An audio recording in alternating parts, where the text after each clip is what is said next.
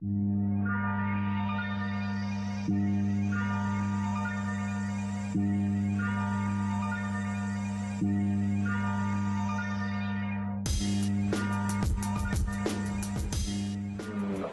since I was a child, I would always, when somebody would ask me what did I want to do when I grew up, I would tell them I was going to be a famous artist.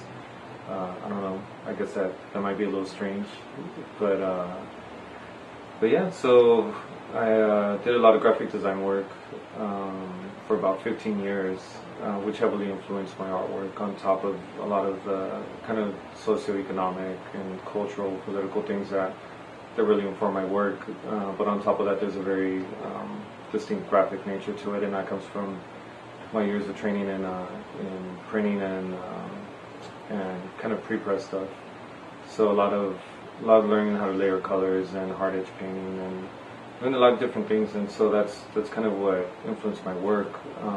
But about 3 years ago, I decided to quit my day job and just pursue art, and that's what I've been doing ever since.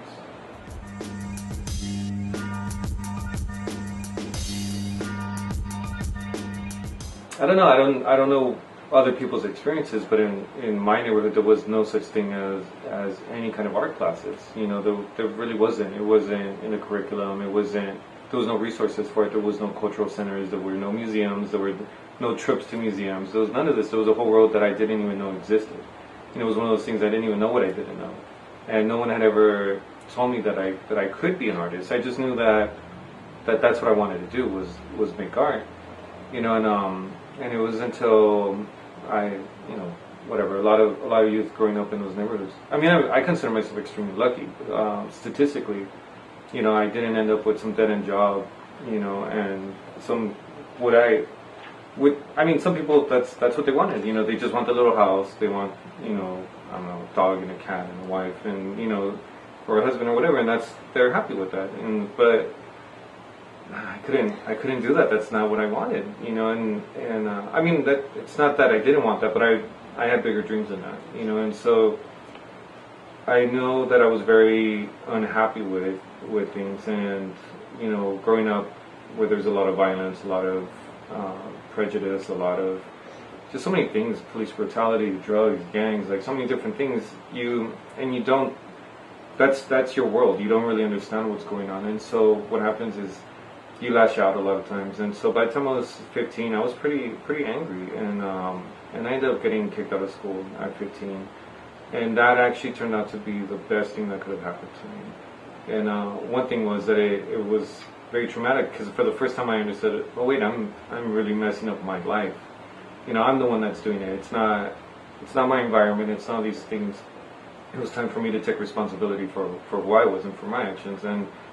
And luckily enough, somebody, a good friend of mine, which I always credit, you know, well, on top of my family, I mean, they stood by me, but there was this woman, Nancy Moore, who was the assistant superintendent of the district, and she got me back into school in less than 2 months. And it wasn't easy, like, it was all these hoops that jumped through, but I wasn't able to get any art instruction before that, but because of her, becoming friends with her, I was able to get into an art class. And from that art class, they recommended me to apply to a new program which was called Ryman Arts. And Ryman Arts is based off of, it was founded by friends of Herbert Ryman. Herbert Ryman was the first guy who did the first concept drawings for Disneyland. So he was one of the first guys that worked with Disney. And when he passed away, he was big on arts education and bringing students in, and really just big on traditional foundation in art. So these great people, you know, a lot of people have mixed emotions about Disney. I do as well, you know. But they did something very positive. So they set up this foundation which would put 15 students through university level art classes. And so a lot of these instructors and professors were teaching at Otis or Art Center or all of these great schools, and then they would go on the weekend and teach this class. And it expanded from 15 students to, I think last year they served 200 per semester, and it's all expenses paid. If I had to take the bus, they would pay for it. So that was the first time that I was able to.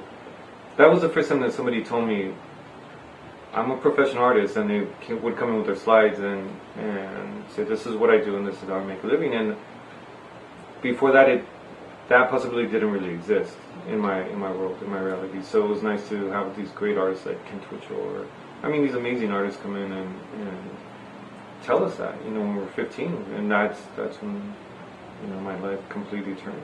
And it took a while. It takes a lot of time to, as they say, to process your traumas. But yeah, I was able to come out of it, and and I'm still pursuing my education because I'm more self-taught. So just recently, I was accepted into UCLA for on a full scholarship, actually, which is really interesting, because I don't know, life has its twists and turns, but as long as we continue to move forward, so yeah.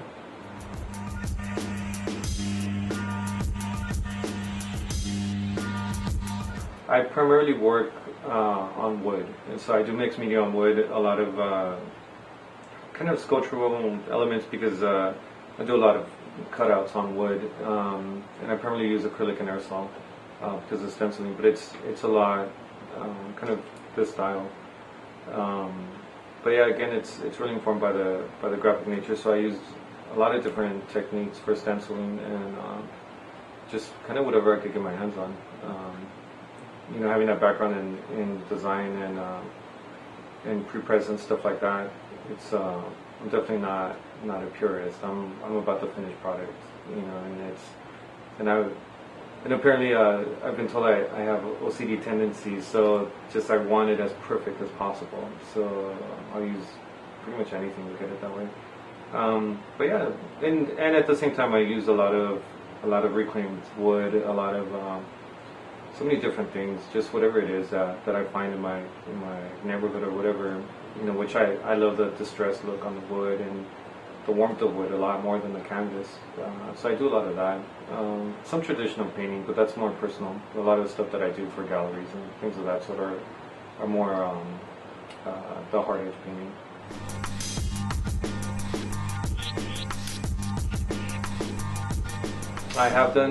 I have done screen printing before, which was nice because I do have that printing background. So I came in, we were able to get it done, 2-3 days we're done, because I came prepared. But yeah, the first time I did a print was over at Self-Help Graphics a few years back, I think 3 years ago now, and that was a challenge because I had never really done such a big color separation, and not of my artwork. So that was the first time I printed, but it's nice though because I've worked with the 3 print shops that I wanted to work with, which was Self-Help Graphics, Modern Multiples, and now Sam putting on the Serie project. So it's kind of nice because they're all interrelated somehow, And but yeah, I didn't really have any challenges. Everything went pretty smooth, and little touch-ups, little changes, but yeah, I think everything went great, and it was a great experience for me and to be here.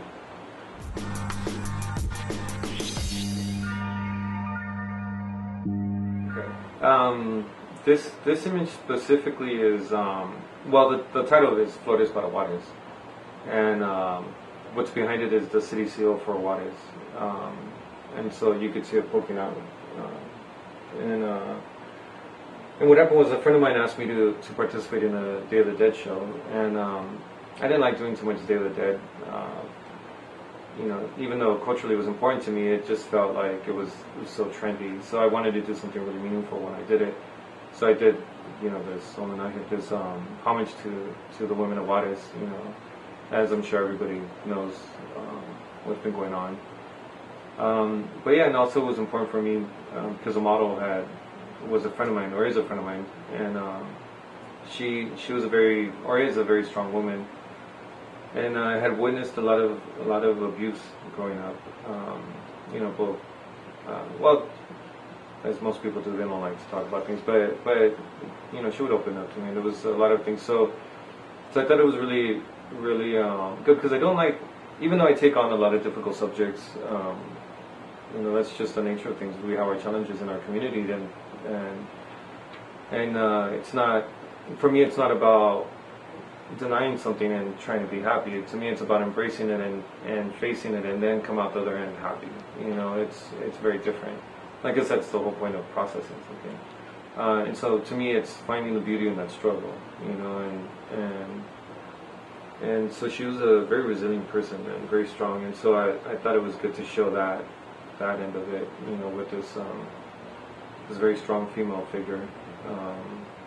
Yeah, and then the halo is actually, it says, "Have you grown weary of your servants? Are you angry with your servants, O giver of life?" And that's taken from Broken Spears.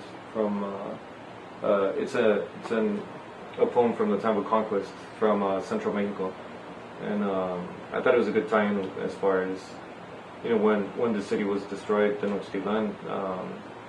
This poem was written, and it was begging the question of the creator, why. What did we do? You know, are you angry with us? And I don't know. I think, you know, maybe a lot of these people, that's what they ask themselves. A lot of these people who are brutalized or intimidated or murdered, even, or they're sitting there. A lot of these women work for the maquiladoras, that are a lot of multinational corporations, these huge corporate entities that run the world, that, you know, can change laws and change constitutions, and so they're kind of the new corporate gods, and these people are serving them, and I'm sure they ask the question, why are they meeting these ends that they're meeting? So yeah, so that's kind of the synapse. But there's a lot to it. I mean, there's the Sacred Heart, the rose, the teardrop, you know, the cross on the forehead. There's a lot of symbolism there.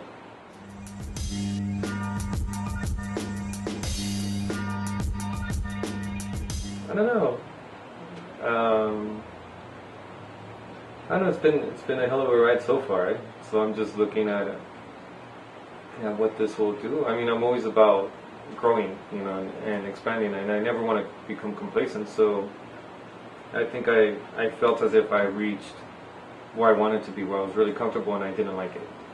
You know, I was really happy, really confident, and getting a lot of shows, getting some recognition, and I didn't like it. So at this point, I was like, well, let's go see what I don't know, you know, or even, do I really know as much as I think I do, you know, or, you know, there's a reason why, you know, these universities are very difficult to get into, oftentimes difficult to get through, you know, and it's rigorous. So to me, it was something that, it was a challenge I wanted to take on, and especially because I had the freedom to do it. So yeah, so I mean, I don't know where it'll get me, but I know that my intentions and my goals are much higher than where I'm at now. And somebody told me, well, will you ever be happy? And I was like, I don't know. There's a flip side to that. I don't know if I want to be. Like, I could be content, or I could be happy where I am for just a second. You know, I allow myself that, but at the same time, I'm always looking, you know, what's next? You know, what can I do next? And I don't know, I hope to continue living that way. You know, when I was young, the thought of that one day I'm not going to be here crept into my head, and it's driven me. You know, having that background of having a lot of violence, and sometimes not knowing if you're really going to make it, you know, to adulthood. I've kept that with me. You know, I've held it tight and saying, you know, it doesn't matter if I'm out of that neighborhood or if there's this. You don't know when you're going to go, and I want to leave as much. I want to create as much as I can before my passing, you know. And I don't see death as something sad. I mean, it's just, that's part of life, and to me it's just like, well, I want to do the best I can, and I think part of that will probably be going and seeing if I could learn something, you know, learn something new, and I don't know, being in a few museums, and that always feels good, and I don't know, just be part of the larger cultural community of the world. So, and I hope that that's what comes of it.